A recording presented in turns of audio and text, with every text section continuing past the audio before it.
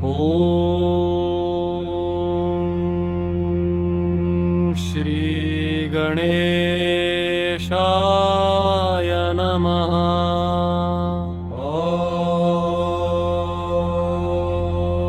ॐ गं गणपतये नमः। श्री सिद्धिविनायकाय नमः।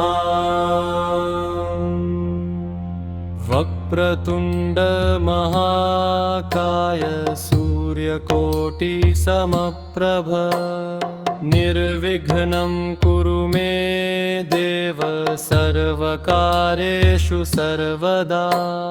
प्रणम्य शिरसा देवं गौरीपुत्रं विनायकं भक्तावासं स्मरन्य नित्यम् आयुः कामार्थसिद्धये। ॐ गं गणपतये नमः। ॐ गणपतये नमः। प्रथमं वक्रतुण्डं च एकदन्तं द्वितीयकं तृतीयं कृष्णपिङ्गाक्षं गजवक्त्रं चतुर्थकम्। जय श्री गणेश देवा।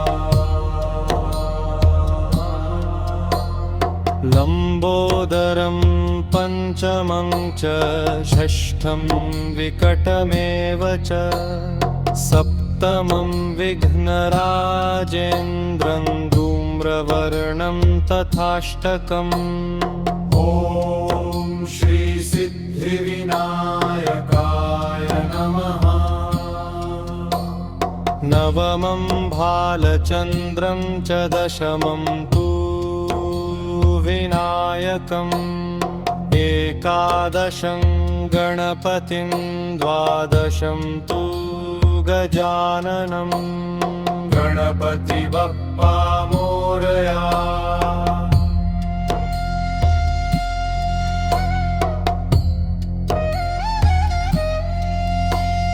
द्वादशैतानि नामानि त्रिसन्ध्यं यः पठेन्नरः न च विघ्नभयं तस्य सर्वसिद्धिकरं प्रभो।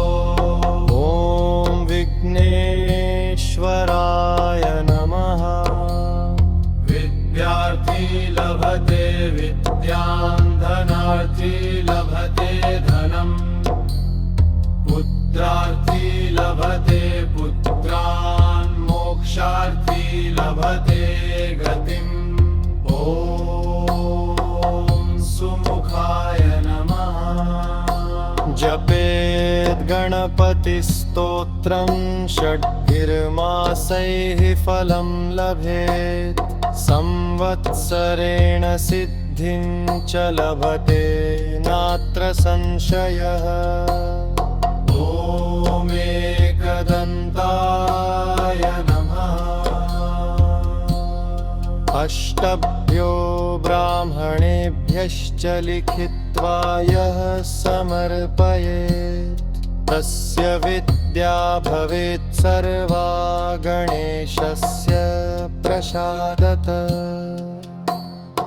इति श्रीनारदपुराणे सङ्कटनाशनं गणेशस्तोत्रं सम्पूर्णम्।